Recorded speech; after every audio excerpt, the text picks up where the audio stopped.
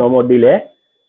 দেখো, যদিও তোমাদেরকে ডিক্লেয়ার দিয়েছিলাম যে 2019, বাট 2019টা তোমার প্রজেক্টটা রেডি করতে পারিনি।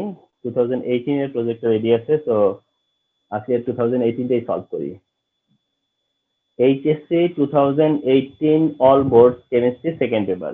তোমরা জেনে থাকবে যে 2018-এ তোমার এন্টায়ার বাংলাদেশে একটাই সেট কোশ্চেন হয়েছে, সব বোর্ড মিলে একটাই কোশ্চেন 2018-এ কম্বাইন্ড কোশ্চেন, সব বোর্ডের স্টুডেন্টরা একই কোশ্চেনের সেবার এক্সাম দেয় 2018-এ। তো সেই 2018-এর ওই একটাই কোশ্চেন তোমরা যখন টেস্ট পেপার সলভ করবা তখন দেখবা যে একটাই কোশ্চেন এন্ড তার সলিউশন। তো সেটাই এখন তোমাদের স্যার দুইটা সেট হয়েছিল না স্যার? দুইটা সেট হয়েছিল ফার্স্ট পেপারে হয়েছিল, দুইটা ফার্স্ট পেপারে। ও,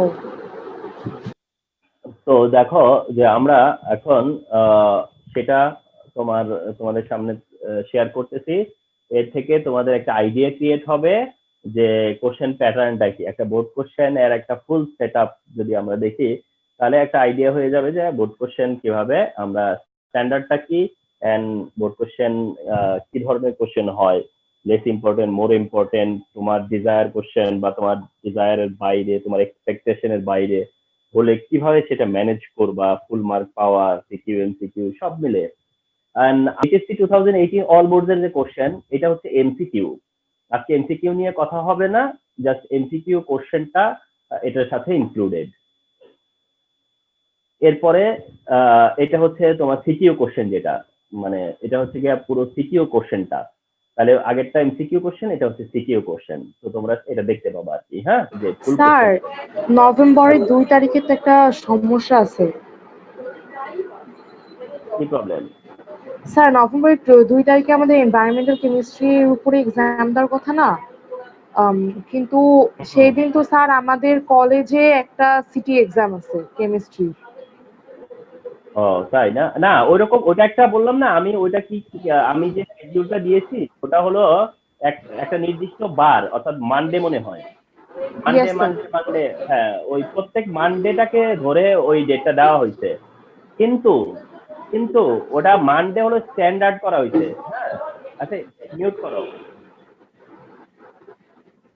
দেখো মানডেটাকে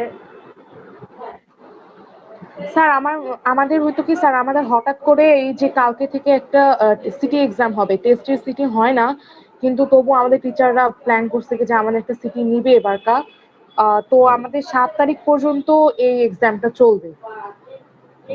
আচ্ছা আমি বুঝতে পেরেছি, শোনো, যে কোনো কারেন্ট সিচুয়েশন তো আমরা অবশ্যই কনসিডারেশনে নিব, যে কোনো কারেন্ট সিচুয়েশন আমরা কনসিডারেশনে নিব। আমি 2 তারিখ থেকে যে স্কেডিউলটা দিছি ওকে ফাইন, যদি কোনো কারণে 2 তারিখে এটা অ্যাকোমোডেট করা না যায় তাহলে সেটা হয়তো রিশিডিউল করব, হয়তো তারপর রিশিডিউল করে নিব, এটা কোনো সমস্যা না। কিন্তু আমার টার্গেট হচ্ছে নভেম্বরের মধ্যে প্রত্যেকটা চ্যাপ্টারে যেভাবে এক্সাম হওয়ার কথা সেটা আমি মেক শিওর করবো। কথা বুঝতে পারছো? তো দেখো, তো এটা হচ্ছে যে তোমার সিকিউ কোশ্চেন। এইবার যেটা দেখে আমরা ডিসকাস করব সেটা হচ্ছে এটা 1 number question. This is question number 1। তো এখন তোমরা মেইন ক্লাসে চলে আসছো মনে করো। This is the question number 1. This is the question number 1. So everybody please follow carefully. Huh? Everybody please follow carefully. What is the solution of this question? এই কোশ্চেনের সলভটা কি? এই কোশ্চেনের সলভটা কি? কথা বুঝতে পারছো? রোদেল, জি স্যার। ওই যে কি লিংক পাইছে? ওই যে ওই ছেলেটা কালকে জয়েন করছে, আজকে তো করলো না, মানে লাস্ট ক্লাসে করছে আজকে। ওর লিংক দিছিলা? ওরে তো আমার সাথে তো কানেক্টেড না। ওরা একটু নক দাও লিংকটা দিয়ে, যদি জয়েন করে। ওকে দেখো,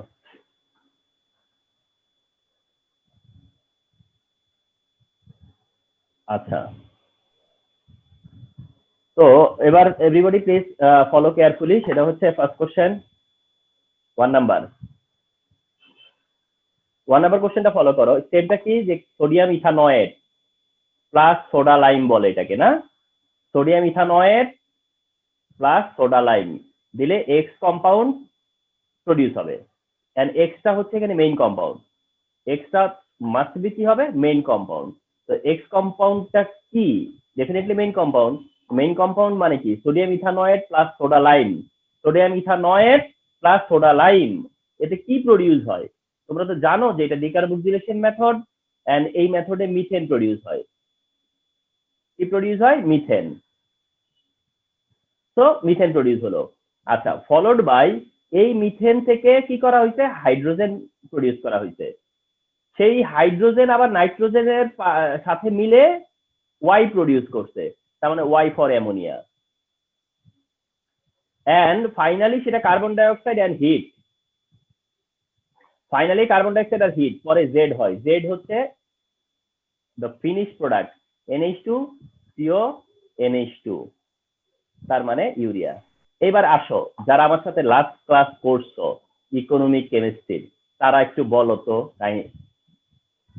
কি এবার বুঝতে পারছো ঘটনাটা? ইউরিয়া সম্পর্কে আমি কি বলছিলাম তখন তোমাদেরকে? তার প্রুফ পাইলা? যে ইউরিয়া নিয়ে আমি তখন কি কমেন্ট করছিলাম মনে আছে? একদম স্টেমটাই হলো তোমার হলো ইউরিয়া ওরিয়েন্টেড, ফুল স্টেমটাই। তাহলে দেখো কন্টিনিউশন। তো ফার্স্টে মিথেন, মিথেন থেকে hydrogen, hydrogen nitrogen ammonia, ammonia carbon dioxide মিলে শেষ পর্যন্ত ইউরিয়া, রাইট না? তাহলে কি বুঝলা যে কত ইম্পর্টেন্ট এটা?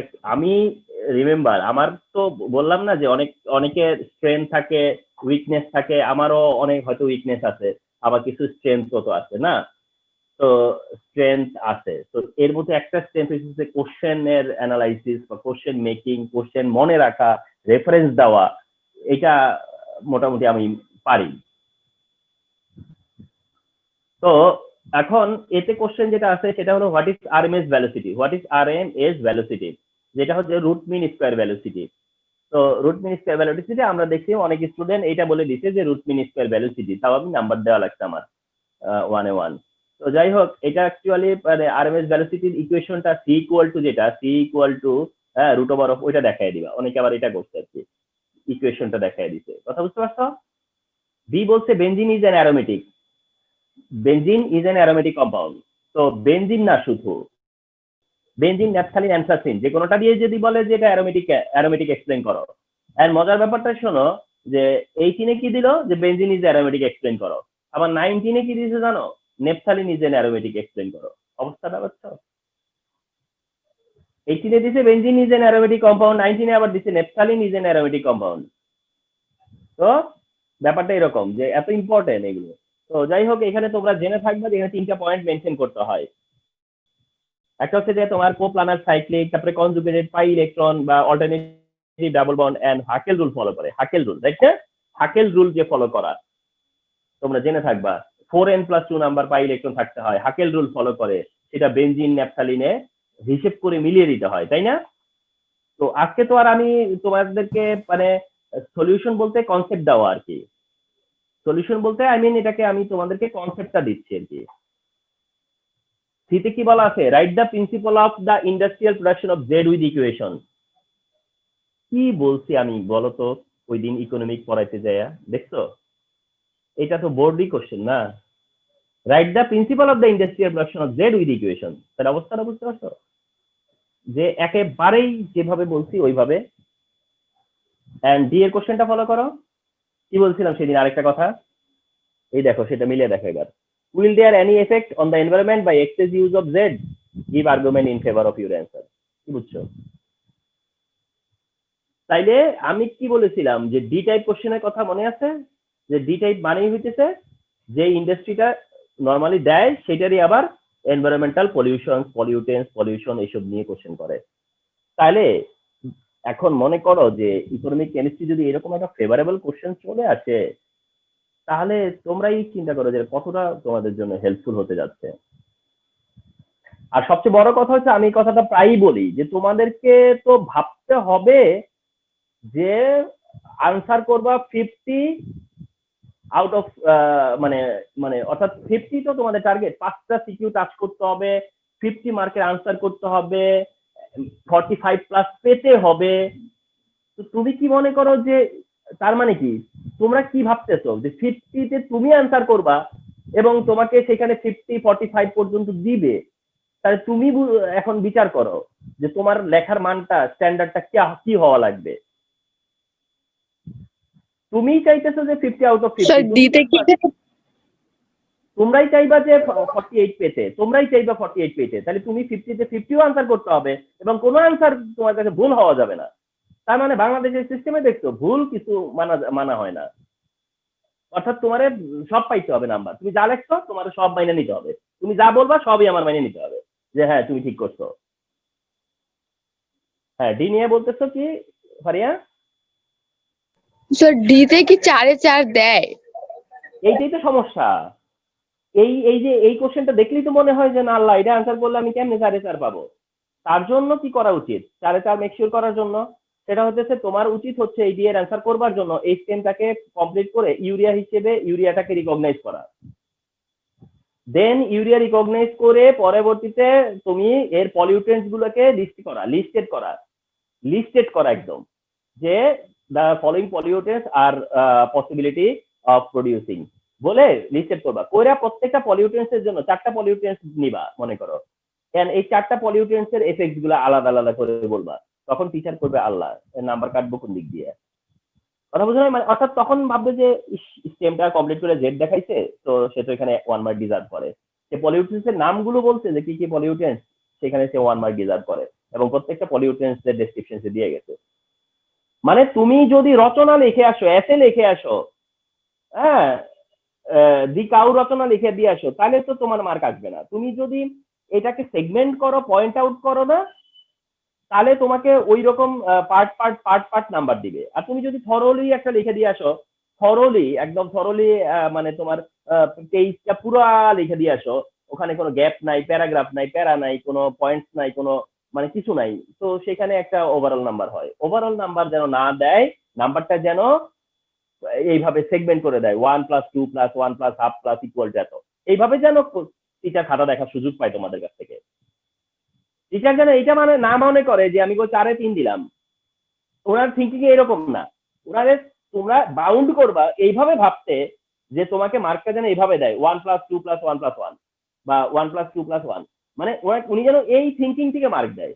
উনি তোমাকে 4-এ মার্ক দিতেছে, এইটা যদি তুমি ওনাকে বুঝাইতে পারো তাহলে তোমাকে 3 দিয়ে দিবে। আর তোমাকে মনে করতে হবে না আমাকে 1+2+1 এইভাবে দিতে হবে বা 1+1+2 এভাবে দিতে হবে, তো তখনই তোমার মার্কটা আসবে, রিমেম্বার। আচ্ছা, দ্য নেক্সট কোশ্চেন। তোমরা খুব রিসেন্ট আমার সাথে এই ক্লাসগুলো করছো, ঠিক না? একদম তরতাজা knowledge. Uh, what is chiral carbon, যেটা অর্গানিক কেমিস্ট্রিতে ছিল, হোয়াট ইজ কাইরাল কার্বন, ঠিক না? 4 different group in same carbon, তাই না? বিতে কি বলছে? Why potassium permanganate is called secondary standard substance, যে পটাশিয়াম পারম্যাঙ্গানেটকে কেন সেকেন্ডারি স্ট্যান্ডার্ড সাবস্টেন্স বলে, তোমাদের সাথে এটা শেয়ার হয়েছে। রিমেম্বার দিস, আমি কিন্তু প্রাইমারি স্ট্যান্ডার্ড সাবস্টেন্সের কতগুলো ক্যারেক্টারিস্টিক্স লিখে দিয়েছিলাম, লিখে দিয়ে বলছিলাম যে এর অপোজিটটাই হচ্ছে সেকেন্ডারি। ফর এক্সাম্পল, প্রাইমারি হলে কি হয়, পিওর স্টেটে পাওয়া যায়। প্রাইমারি হলে কি হয়, এয়ার ওয়াটারের সাথে রিঅ্যাকশন করে না। প্রাইমারি হলে কি হয়, can be weighted in chemical balance. Primary হলে কি হয়, করসিভ না। প্রাইমারি হলে কি হয়, কনসেন্ট্রেশন চেঞ্জ হয় না সহজে। সেকেন্ডারি বললে তার কি হবে, কোয়াইট অপোজিট। সেকেন্ডারি মানে কি, কোয়াইট অপোজিট। তো কিভাবে তোমার মার্ক কাটবে? No way. Number 3, determine the electromotive force of the cell consists of 1 and 2 in half cell। এই যে 1 আর 2 দিয়ে তোমাকে কি করতে বলছে, electromotive force of the cell EMF calculate করতে বলছে, তাই কি না? 1 and 2 দিয়ে, 1 and 2 দিয়ে, তো 1 and 2 দিয়ে যে করতে বললো তোমাকে, তো সেটা করতে আমি বোর্ডে যাব। হ্যাঁ, আমি বোর্ডে যাব, এটা দেখাচ্ছি আমি। আমার দরকার নাই যে এই কোশ্চেনটা আমি আজকেই সলভ করে ফেলবো পুরাটা, কিন্তু বুঝে তোমরা আগায়ও। দেন হচ্ছে দিতে কি বলছে, in which vessel made by A and X metal. খেয়াল করছো? শুধু দেখো যে স্যার যা বলতাম তার সাথে ম্যাচ করে কিনা। যা বলতাম তার সাথে ম্যাচ করে কিনা। আমি কি ইলেকট্রোকেমিস্ট্রিতে এই জায়গাটার কতবার আমি তোমাদেরকে ফোকাস করতে চেষ্টা করছি। দেখো তো, in which vessel made by A and X, অর্থাৎ এ এবং X, A and X, A and X metal, এখানে এ আছে আবার এক্সও আছে। আচ্ছা, the solution of B ion will be preserved, give mathematical logic. কি বললো? এই কোশ্চেন অ্যান্সার কেউ ছাড়ে? একটা স্টুডেন্ট এটা ছাড়ে? তো আসো সেটা আমরা ইলেকট্রোমোটিভ ফোর্স ক্যালকুলেট করতে বলছে, রাইট? তো আচ্ছা, কার মধ্যে 1 and 2, কার মধ্যে সেটা 1 and 2। তাহলে হেয়ার, এই যে হেয়ার 1 কি বলছে? E naught A2 plus aqua slash A equal to কত দেওয়া আছে? প্লাস 2 পয়েন্ট এত ভোল্ট। আর 2 হলো E naught B2 plus aqua slash B equal to দেওয়া আছে -0.62 ভোল্ট। এখন তোমাকে বলছে ই নট সেল কত? E naught cell equal to, তোমরা কি জানো যে E naught anode oxidation plus E naught cathode reduction. Anode oxidation মানে অ্যানোড কে, এই তো কথাটা এখন, যে এখানে অ্যানোড কোনটা, কে বলতে পারবে অ্যানোড কোনটা? স্যার বি হবে না? বি মানে তুমি বলতেছো বি, রোদেল বললো বি, আর কি কেউ চেষ্টা করবা যে কি অ্যানোড কোনটা? একটু ডিফিকাল্ট এটা আমি জানি, তোমাদেরকে বুঝিয়ে দিব এটা যদিও, কিন্তু রোদেল যেভাবে হোক পেয়ে গেছে। তুমিও বলতেছো বি, মানে যদিও কারেক্ট অ্যান্সার বি, কিন্তু আমি ভাবতে পারতেছি না যে তোমরা কেমনে অ্যান্সারটা করতে পারলা, মানে বুঝে করছো না বুঝে করছো। ভ্যালু তো হাই, তাহলে রিঅ্যাক্টিভিটি হাই হবে ধরে নিই। মানে ভ্যালু হাই বলতে কেমনে, কোন দিক থেকে ভ্যালু হাই মনে করছো বলো তো দেখি, বুঝতে পারছো কিনা ঠিক মতো? এখানে আপাতত দেওয়া আছে রিডাকশন পটেনশিয়াল, যেটা এটাও তো অক্সিডেশন পটেনশিয়াল হিসেবে 0.62 হবে, যেটা এর থেকে তাও হাই হওয়ার কথা। আচ্ছা আচ্ছা আচ্ছা আচ্ছা আচ্ছা আচ্ছা, ভেরি গুড, অনেক থ্যাঙ্কস। আচ্ছা যাই হোক, এবার সবাই বুঝো, সবাই বুঝতে চেষ্টা করো। এইটা হলো রিডাকশন পটেনশিয়াল, এটাও reduction potential. A2 plus A যে ভ্যালুটা, এটা reduction potential. B2 plus B এটাও রিডাকশন পটেনশিয়াল। তাহলে দেয়া আছে হচ্ছে রিডাকশন পটেনশিয়াল, কিন্তু রিঅ্যাক্টিভিটি আমরা মেজার করি হচ্ছে অক্সিডেশন পটেনশিয়াল দিয়ে। তাহলে দেয়া আছে রিডাকশন পটেনশিয়াল, তাহলে তাদের অক্সিডেশন পটেনশিয়াল কি হবে? Opposite sign. তার মানে এ রিডাকশন পটেনশিয়াল মাইনাস এত, অক্সিডেশন প্লাস এত, এর রিডাকশনটা প্লাস এত, রিডাকশনটা মাইনাস এত। তখন দেখতে হয় যে অক্সিডেশন পটেনশিয়াল কার বেশি? বি এর বেশি। সুতরাং বি হচ্ছে অ্যানোড, সো দ্যাট বি হচ্ছে অ্যানোড। তাহলে যারা বুঝতে পারোনি আবার একটু বুঝতে চেষ্টা করো, যে তোমার দেয়া আছে হচ্ছে 1 and 2 মেনশন করা আছে, তাদের এই 1 and 2 দিয়ে যে সেল হবে, যে সেলটা কনস্ট্রাক্ট হবে, ওই সেলের তোমার কি বার করতে বলছে? ইনট সেল। এন্ড ফর্মুলা কি? অ্যানোড অক্সিডেশন আর ক্যাথোড রিডাকশন। এখন কোশ্চেন হচ্ছে যে এই দুইটা থেকে তুমি অ্যানোড কাকে নিবা, মানে কোনটা অ্যানোড মনে করবা? এটা তো একটা বিগ ফ্যাক্টর যে কোনটা এখানে অ্যানোড। তো তোমাদের জানা থাকবে যার অক্সিডেশন পটেনশিয়াল মোর সেটা অ্যানোড, যেটা অক্সিডেশন পটেনশিয়াল মোর সেটা অ্যানোড। অক্সিডেশন পটেনশিয়াল যার মোর সে হচ্ছে অ্যানোড। তাহলে এই দুইটাই রিডাকশন পটেনশিয়াল। তুমি তো খুঁজতেছিলে অক্সিডেশন পটেনশিয়াল, তাহলে তুমি ইমাজিন করে নাও অক্সিডেশন পটেনশিয়াল যে এর অপোজিট, তখন অক্সিডেশন পটেনশিয়াল বি এর বেশি। তো অক্সিডেশন পটেনশিয়াল হচ্ছে 0.62 প্লাস রিডাকশন পটেনশিয়াল অফ তার, তখন এর কি রিডাকশন পটেনশিয়াল, তখন এ তো নিচ্ছ তুমি রিডাকশন পটেনশিয়াল, তাইলে তোমার সাইন চেঞ্জ করবা না, কারণ তুমি চাচ্ছ রিডাকশন পটেনশিয়াল, আছেও রিডাকশন পটেনশিয়াল। তাহলে টোটাল অ্যান্সার 0.82 ভোল্ট। আবার একটু রিপিট করি, যারা বুঝতে যাদের প্রবলেম হচ্ছে, আবার বলি যে আমার গিভেনটা আমি দেখলাম আগে, গিভেনটা আমি আগে তুলে আনবো। শোনো, কোশ্চেনের ভরসায় থাকো না, গিভেনটা তুলে আনো। গিভেন হচ্ছে 1 and 2 দিয়ে সেল কনস্ট্রাক্ট করে তারপর তোমাকে ইএমএফ ক্যালকুলেট করতে হবে। তাহলে তুমি কি করো, তোমরা করো কি গিভেনটা বের করে মেনশন করো, গিভেন মেনশন করে ফর্মুলায় যাও, ফর্মুলা যে অ্যানোড অক্সিডেশন ক্যাথোড রিডাকশন লিখো, লিখার পরে তুমি প্রথম ডিসিশন চাচ্ছ কি যে আমি কাকে অ্যানোড ধরবো কাকে ক্যাথোড ধরবো। তো সেই ডিসিশন মেক করছো কিভাবে, যে রিডাকশন পটেনশিয়াল দেওয়া আছে, অক্সিডেশন পটেনশিয়াল তাহলে কার কত, তাহলে সেখানে অক্সিডেশন পটেনশিয়াল কার বেশি, তা দিয়ে তুমি জাস্ট ডিসাইড করছো যে অ্যানোড কে ক্যাথোড কে, জাস্ট ডিসাইড করছো অ্যানোড কে ক্যাথোড কে। তারপরে যখন ভ্যালু অ্যাড করছো তখন তুমি ডিসাইডেড যে এটা অ্যানোড কিন্তু লাগবে অক্সিডেশন পটেনশিয়াল, তাহলে এটা তো রিডাকশন পটেনশিয়াল, এই জন্য সাইন চেঞ্জ হয়েছে। এইটা ক্যাথোড, লাগবে রিডাকশন পটেনশিয়াল, আছেও রিডাকশন পটেনশিয়াল, তাহলে যখন ভ্যালু বসাবা তখন এইভাবে। আর আগে যেটা মানে অ্যানোডকে কাকে অ্যানোড ধরছো আর কাকে মানে অ্যানোড হিসেবে কার পটেনশিয়াল নিবা, ক্যাথোড হিসেবে কার পটেনশিয়াল নিবা, সেটা ছিল ডিসিশন মেকিং।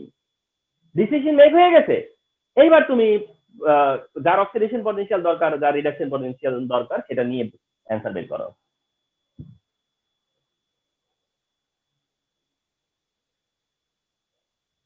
ওকে, দেন ডি এর কোশ্চেন যেটা অ্যান্সার করতে বলতেছে সেটা হলো যে ভ্যাসেল হিসেবে তারা কাকে কাকে নিতে চাচ্ছে, এ অ্যান্ড এক্স, আর প্রিজার্ভ করতে চাচ্ছে বি। তাহলে তোমাদের মনে থাকবার কথা যে আমার ইনস্ট্রাকশন আমি কি বলেছিলাম যে যেটা মানে কন্টেইনার সেটা অ্যানোড, একদম মানে এটা আর অন্য কোনো ভাবে চিন্তাই করবা না, যেটা কন্টেইনার বলবে সেটাকে অ্যানোড, যেটা কন্টেইনার সেটা অ্যানোড। তাহলে তুমি এখানে দুইটা option, in case of a container, একবার হচ্ছে in case of a container অর্থাৎ এ কে কন্টেইনার ধরে, একবার এ কে কন্টেইনার হিসেবে কনসিডার করতেছো। তাহলে in case of a container cell diagram,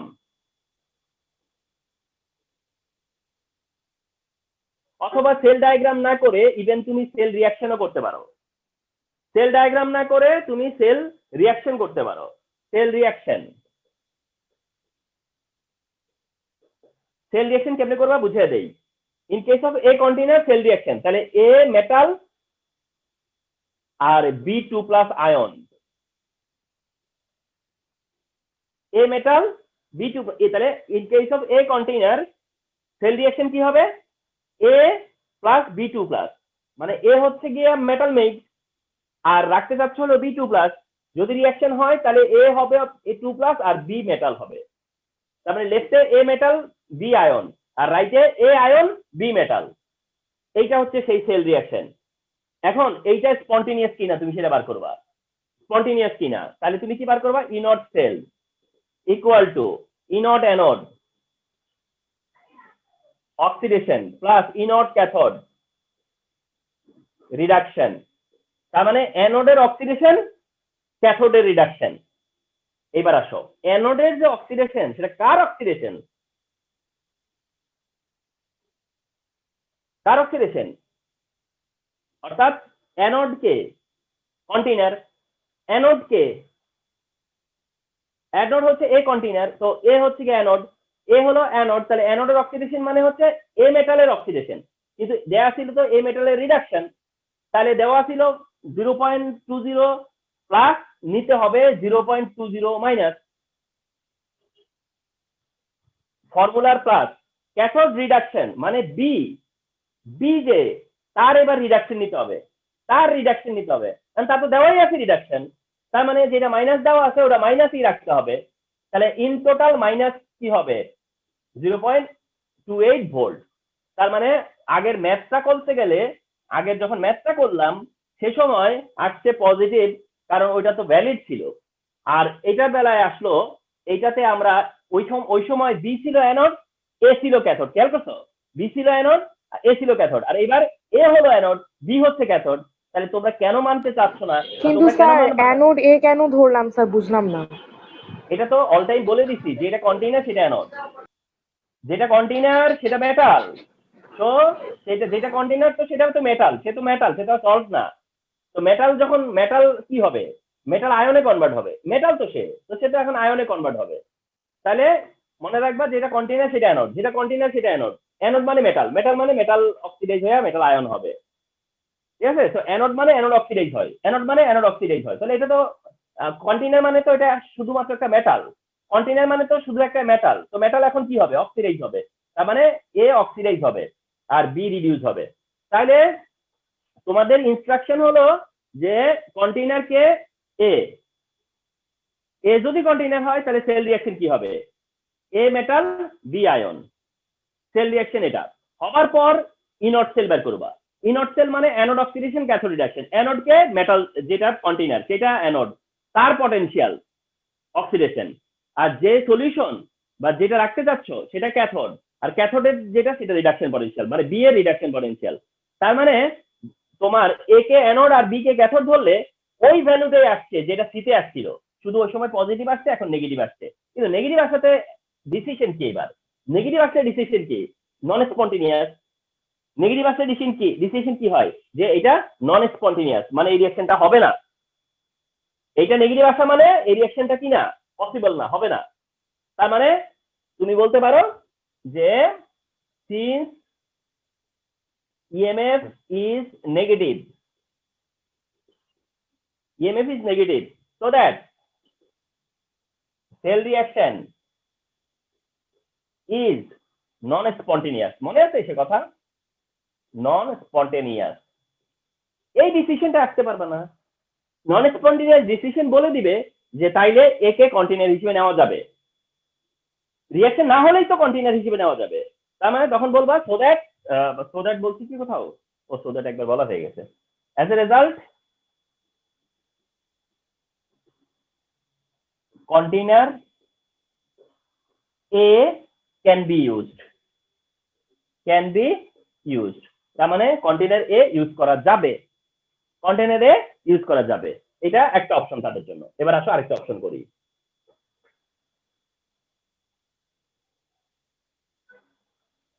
এবার এসো তারা আর পরের কন্টেইনার কি? X container. In case of x container, in case of x container, যখন কন্টেইনার এক্স, তা বুঝো না কেন এক্স কন্টেইনার মানে সেল রিঅ্যাকশন কি হবে? সেল রিঅ্যাকশন কি হবে বলো? তাহলে এক্স কি? মেটাল, আর বি কি? আয়ন। রাখতে তো চাচ্ছ এখানেও বি, তাহলে এক্স হবে আয়ন আর বি হবে metal.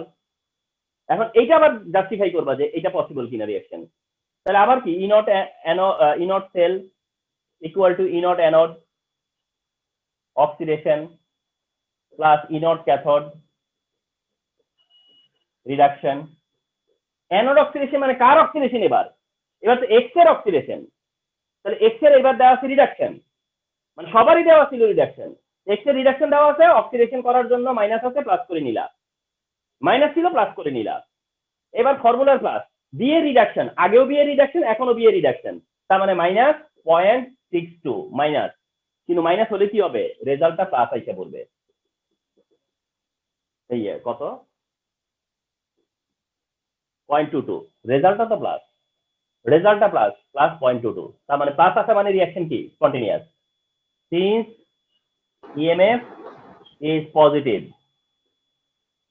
so cell reaction is spontaneous. Sir 0.18 তো ঠিক ছিল।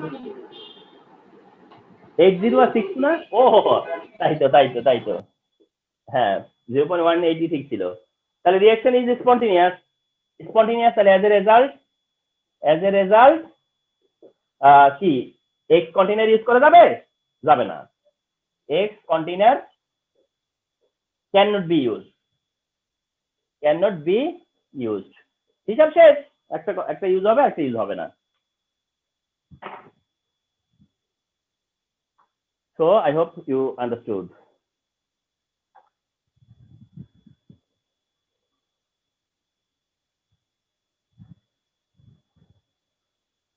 টু নম্বর এটা না?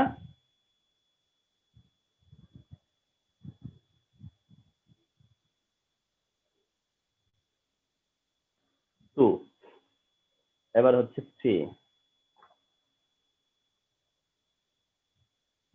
3 নাম্বার। ফলো করো। কি করছে তারা? সালফিউরিক অ্যাসিড আর তোমার potassium permanganate solution, sulphuric acid potassium permanganate সলিউশনে আয়রন পিচ অফ আয়রন তাও সালফিউরিক অ্যাসিডে ডিসলভ করছে, আর এইদিকে পটাশিয়াম ডাইক্রোমেটের একটা সলিউশন দেওয়া আছে। A vessel, B vessel and C vessel। ভালো কথা। The solution of A vessel is completely oxidized by solution of B vessel। মানে এইটা এই যে A vessel মানে আয়রন যখন সালফিউরিক অ্যাসিড ডিসলভ করছে বলতেছে সেটা কমপ্লিটলি অক্সিডাইজ হবে বাই C vessel দিয়ে। ভালো কথা। এতে বলছে হোয়াট ইজ কনজুগেট অ্যাসিড। তো তোমরা জানো যে এনভায়রনমেন্টাল কেমিস্ট্রিতে কনজুগেট অ্যাসিড এন্ড কনজুগেট বেজের কনসেপ্ট আছে। Conjugate acid and conjugate base. Conjugate acid হচ্ছে যে কোনো অ্যাসিড কোনো বেজ যদি প্রোটন অ্যাকসেপ্ট করে, কোনো বেজ যদি প্রোটন অ্যাকসেপ্ট করে পরে সেটা প্রোটন ডোনার হয়ে যায়, দ্যাট টাইম ওটা হচ্ছে কনজুগেট অ্যাসিড।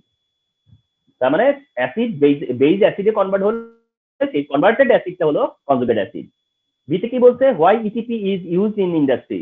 তোমাদের মনে থাকবার কথা যে আমি এনভায়রনমেন্টাল কেমিস্ট্রি পড়াতে যে একদম লাস্ট মোমেন্টে বলছিলাম যে ইটিপি হচ্ছে ইফ্লুয়েন্ট ট্রিটমেন্ট প্ল্যান, এবং সেটা কেন ইউজ করা হয় তার ডেসক্রিপশন দিছি। তাহলে দেখছো যে every speech from my part মনে রাখবা যে প্রত্যেকটা কথাই আমি যা বলি তার মানে তোমার হচ্ছে যে ইম্প্যাক্ট পাবা নো ডাউট।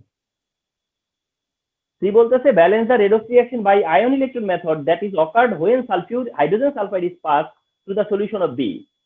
অর্থাৎ সলিউশন বি তে হাইড্রোজেন সালফাইড পাস করলে পরে যে রিঅ্যাকশন হবে সেই রিঅ্যাকশনটা কি করতে বলছে, ব্যালেন্স করতে বলছে, ওটা ব্যালেন্স করতে বলছে। তার মানে এটা সি শুধুমাত্র বি ভেসেল ওরিয়েন্টেড। তো আমি এটা একটু দেখাবো, হিন্টস দিব। আর ডিতে কি বলেছে, analyse the mathematically the purity of iron which is added in the vessel.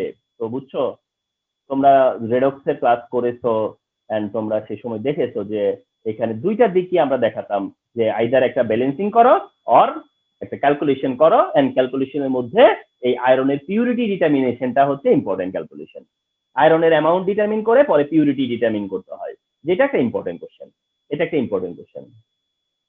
তো দেখো এই ব্যাপারটা ছোট একটু হিন্ট দিব, আমি পুরো সলভ দেখাবো না, একটু হেল্প করতেছি তোমাদেরকে এই জায়গাটাতে।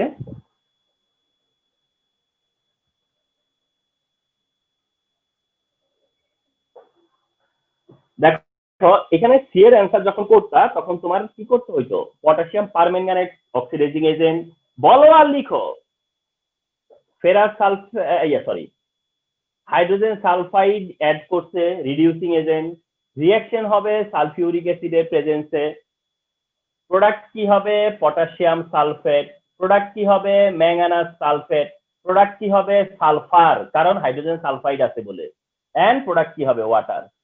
এই যে রিঅ্যাকশনটা এটাকেই জাস্ট আয়ন ইলেকট্রন মেথডে ব্যালেন্স করতে হবে, oxidation half reaction, reduction half reaction করে, মনে আছে যে কথা। এন্ড পরে এটা ব্যালেন্স করলে এরকম হবে 2KMnO4 plus 5H2S plus 3H2SO4 2K2SO4 2K2 না K2SO4 plus 2MnSO4 plus 5 sulphur plus 4 মোল ওয়াটার। এই যে এটা পাবা শেষে, এটা থেকে জাস্ট এটাতে আসতে পারবা। This is the work. এই কাজটুকু করতে হতো সি এর জন্য। আর ডি এর জন্য কি করা লাগতো, আরেকটা reaction potassium dichromate plus ferrous sulphate. কোথেকে আসে ফেরাস সালফেট, কারণ আয়রন সালফিউরিক অ্যাসিডে ডিসলভ করছো তুমি, প্লাস কার প্রেজেন্সে সালফিউরিক অ্যাসিডে। তাহলে এইটা আরেকটা রিঅ্যাকশন রেডক্স, যেখানে প্রোডাক্ট হলো পটাশিয়াম সালফেট, প্রোডাক্ট হলো ক্রোমিয়াম সালফেট, প্রোডাক্ট হচ্ছে ফেরিক সালফেট, এন্ড প্রোডাক্ট হচ্ছে ওয়াটার। আর এটার ব্যালেন্স করতে হবে না আয়ন ইলেকট্রন মেথডে, এটা ডাইরেক্ট ব্যালেন্স করতে হবে। এন্ড ডাইরেক্ট ব্যালেন্স করলে এটা 1 মোল আর এটা 6 মোল রিঅ্যাকশন করে। ডাইক্রোমেট 1 মোল আর আয়রনের হলো 6 মোল, কারণ ডাইক্রোমেট 6টা ইলেকট্রন নেয়, ডাইক্রোমেট 6 ইলেকট্রন অ্যাকসেপ্ট করে, তাহলে ফের আয়রনকে 6 ইলেকট্রন দিতে হবে, তাহলে এটা 1 এটা 6, তারপরে ব্যালেন্স হয়ে যাবে। দেখবা K2 ব্যালেন্স হয়ে আছে, Cr2 ব্যালেন্স হয়ে আছে, আয়রনের 6 এর কারণে এখানে একটা 3 দিতে হয়, আর ওয়াটারের এই 7 এর কারণে এখানে 7 দিতে হয়, আর এই 7টা এখানে দিতে হয়। শেষ ব্যালেন্সিং হওয়ার পরে জাস্ট তুমি এই কথাটা বলবা যে 1 মোল ডাইক্রোমেট 1 মোল K2Cr2O7 ইকুইভ্যালেন্ট 6 মোল আয়রন 6 মোল আয়রন তাহলে 1 মোল ডাইক্লোমে 6 মোল আয়রন যদি হয় তাইলে এখন ম্যাথটা করা সম্ভব না। 1 মোল মানে কি 1000 ml, 1 মোলার, 1000 ml 1 মোলার, আর আয়রন হবে 6 into 55.85, 6 into 55.85। তাহলে 1000 ml এর জায়গায় তারা একটা ml দিছে না, কত জন দিছে, এটার জায়গায় তারা কত দিছে, দিছে না, সেটা দিয়ে বাস আয়রনের অ্যামাউন্ট বার করবা। আয়রনের অ্যামাউন্টটা বার করার পরে টোটাল আয়রন তারা দিছে 2 গ্রাম, আর তুমি যেটা পাবা সেটা হলো পিওর x গ্রাম মনে করো, সেটা 100 এ কত, ওটাই তো পিউরিটি। আমি মাঝে মাঝে তো বলি যে কেমিস্ট্রি এক্সাম 1.5 ঘন্টা না দিতে পারলে এটা হয় নাকি কোনোদিনও, 1.5 আওয়ার এক্সাম শেষ হয়ে যাবে কেমিস্ট্রি।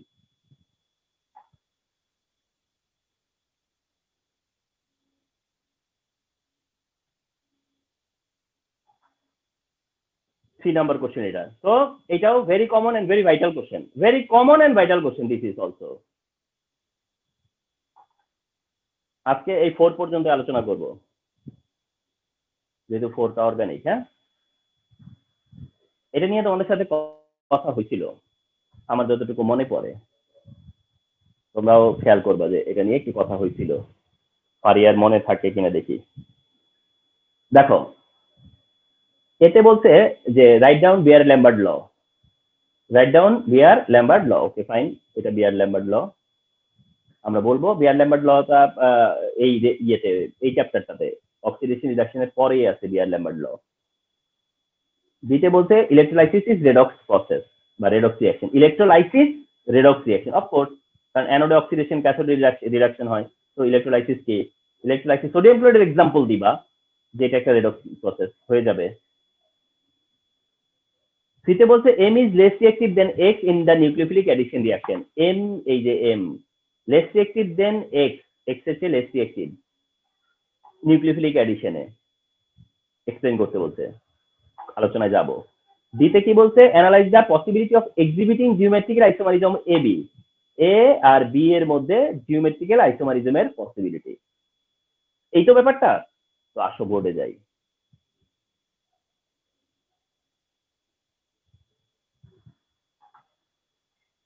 কে কে আছে এখন, আদিবা, আফিফা, ফাহাদ, ফারিয়া, নাওশিন, রিফা, রোদেল, ফাতিমা আর শাফি আছে, ওকে।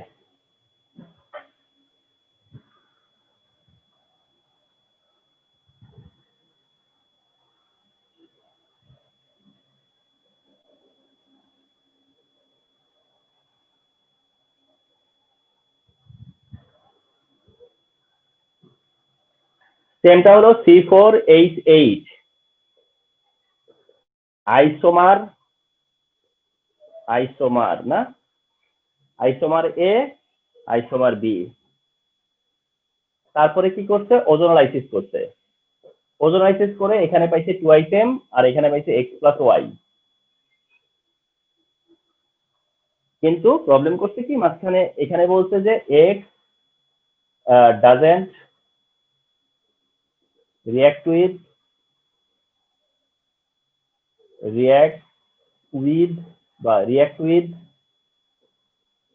toluene reagent, toluene reagent, ওকে এই তো। আচ্ছা, তো এবার আসো পসিবিলিটি থিঙ্কিং, পসিবিলিটি থিঙ্ক করা, এটা কি এমনিতে নরমালি এটা কি butene, C4H8, so which is butene, remember which is butene, তাহলে এখানে বিউটিনের দুইটা isomer, A isomer and B isomer, বিউটিনের দুইটা আইসোমার, যেটা একটা হচ্ছে এ আইসোমার একটা বি আইসোমার। তোমার তার আগে এই বিউটিনের আইসোমার সম্পর্কে তোমার কতটুকু কনসেপ্ট আছে? বিউটিন যদি দেয় তোমাকে তাহলে তুমি এর থেকে কি কি আইসোমার পেতে পারো, তোমার প্রথম আন্ডারস্ট্যান্ডিং যেটা বিউটিন 1 হতে পারে, তুমি এটা নলেজে আছে যেটা দিয়ে বিউটিন 1 হতে পারে, এটা দিয়ে বিউটিন 2 হতে পারে,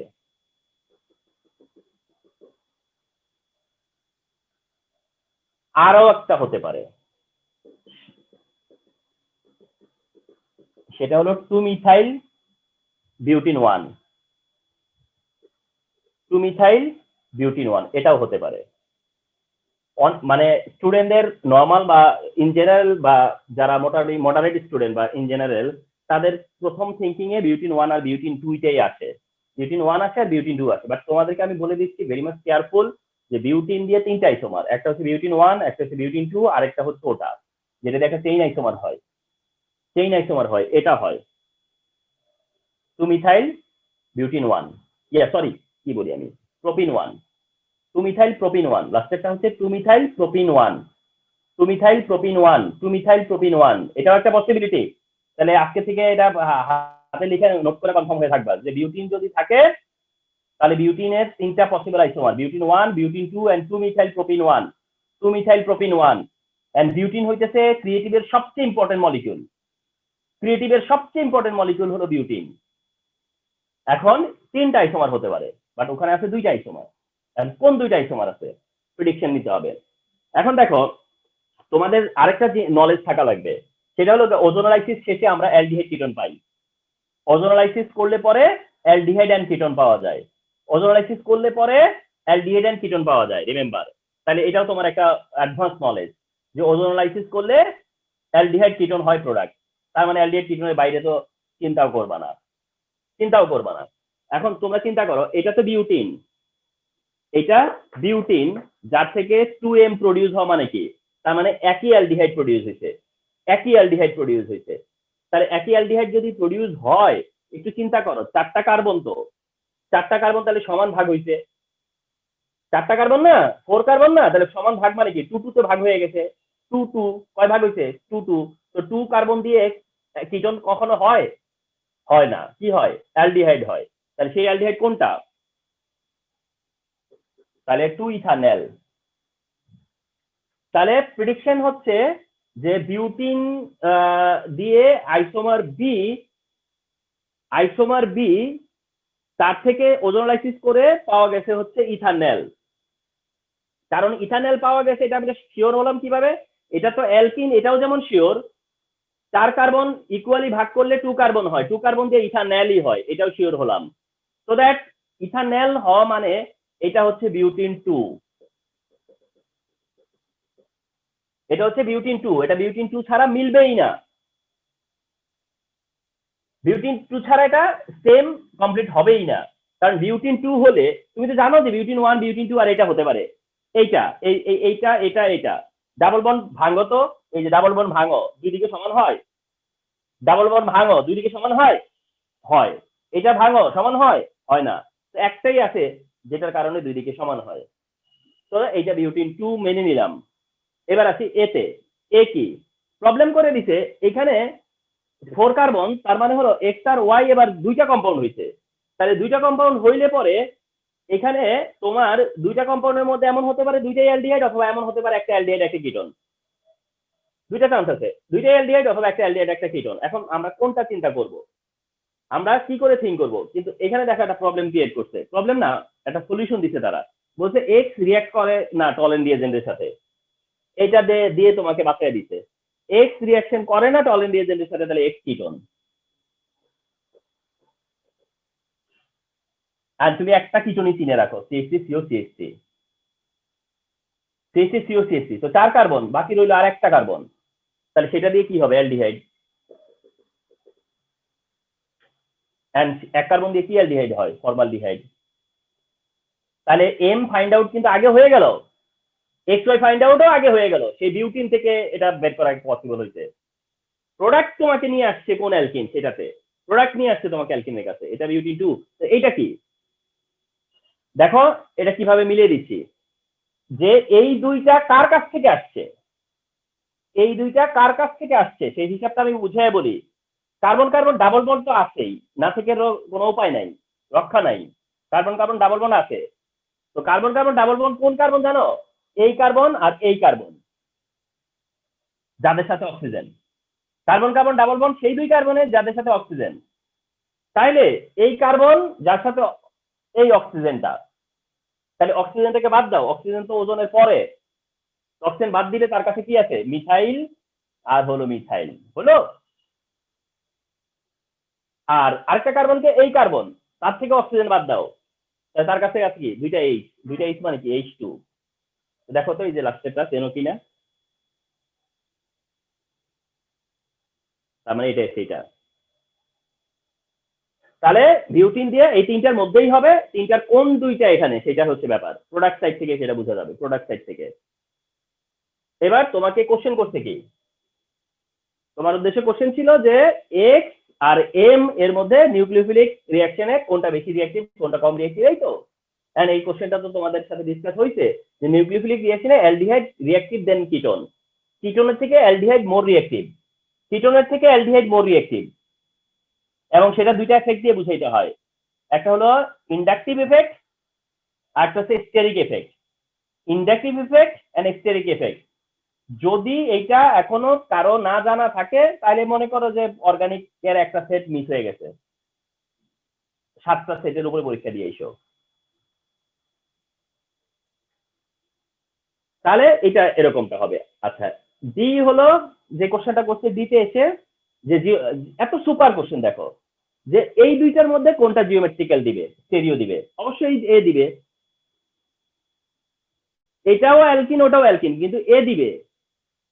বিউটিন 2 সিস ট্রান্স আইসোমারিজম দিবে, জিওমেট্রিক্যাল দিবে, বিউটিন 2 দিবে।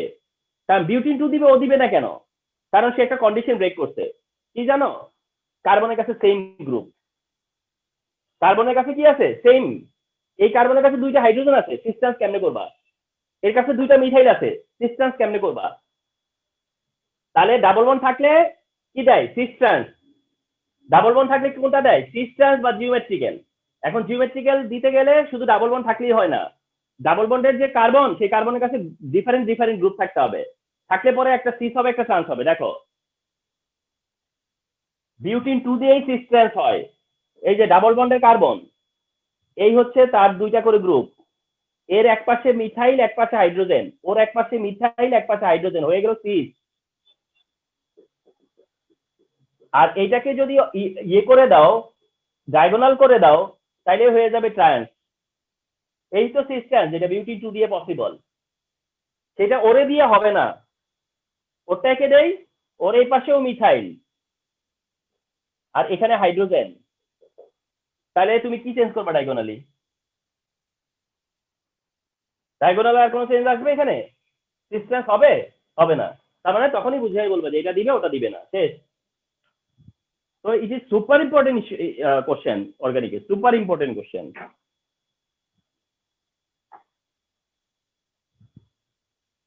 তো এই হলো গিয়ে তোমার 4 নম্বর কোশ্চেন, যেটা অর্গানিকের অর্গানিক। তো আমি